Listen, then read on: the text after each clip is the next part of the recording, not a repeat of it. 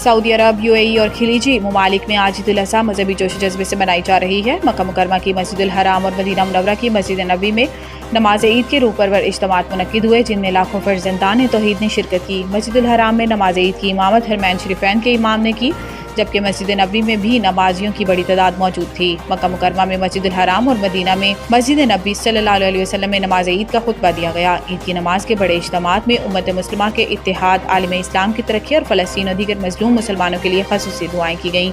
Dubai, Abu Dhabi, Sharjah और दीगर अमाराती रियासतों में भी नमाज ईद अदा कर दी गई। इधर हुजाज कराम मुज़दलिफ़ा से मिना पहुँच चुके हैं, जहां वो हज के अहम रुकन रमी जुमेरात की अदायगी के साथ बड़े शैतान को कंकरियां मार रहे हैं, जिसके बाद कुर्बानी, हलक या कसर और एहराम की हालत ख़त्म करने के मनासिक अदा किए जा रहे हैं। इसके बाद हुज्जाज तवाफ़ ज़ियारत और सई मुकम्मल करेंगे।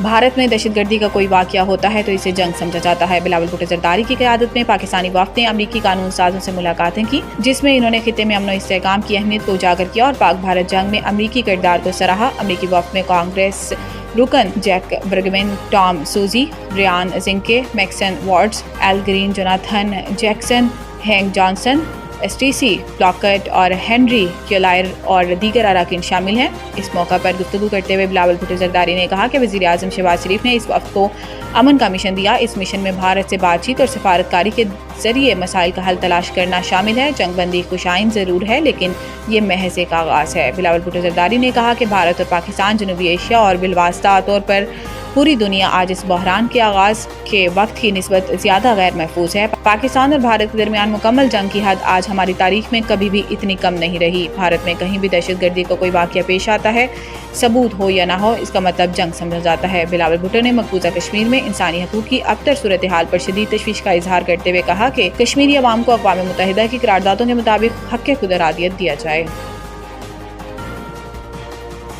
पाकिस्तान में बहुत मजबूत लीडरशिप है। अमरीकी सदर Donald Trump German chancellor Friedrich Merz से व्हाइट हाउस में मुलाकात के दौरान गुफ्तगू में सदर ट्रंप ने कहा कि फ़ख्र है कि दो एटमी रियासतों के दरमियान जंगबंदी कराई। दोनों मुल्कों से कहा कि आप गोलियां चलाएंगे तो तिजारत नहीं होगी।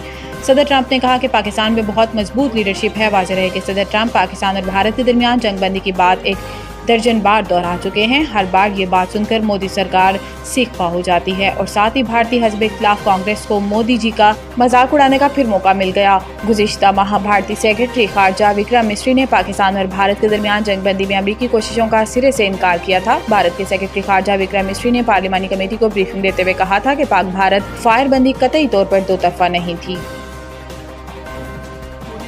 सिंध हुकूमत का ईद उल अज़हा के मौका पर कैदियों के लिए खसूसी मुआफ़ी का ऐलान। सिंध हुकूमत ने ईद उल अज़हा के मौका पर कैदियों के लिए 120 दिन की खसूसी मुआफ़ी का ऐलान कर दिया। महकमा दाखिला सिंध ने कैदियों के लिए 120 दिनों की मुआफ़ी का नोटिफिकेशन भी जारी कर दिया, जिसके मुताबिक वज़ीर आला सिंध मुराद अली शाह ने कैदियों की खसूसी मुआफ़ी का ऐलान किया। इस मौका पर वज़ीर आला मुराद अली शाह ने कहा कि आम कैदियों को 120 दिन की खसूसी मुआफ़ी दी जाएगी, ताहम कत्ल, दहशतगर्दी, रेप, अगवा और माली बदनवानी में मुलविस कैदी मुआफ़ी के अहल नहीं होंगे। वज़ीर आला सिंध के मुताबिक मुआफ़ी का इतलाक़ सिर्फ आम सज़ा याफ्ता कैदियों पर होगा। सज़ाए मौत के कैदी इस रिलीफ में शामिल नहीं होंगे। इसके अलावा मंशियात, फ़ौरन एक्ट, जासूसी और माली बेज़ाब्तगियों में सज़ा याफ्ता कैदियों पर भी इस हुक्मनामे का इतलाक़ नहीं होगा।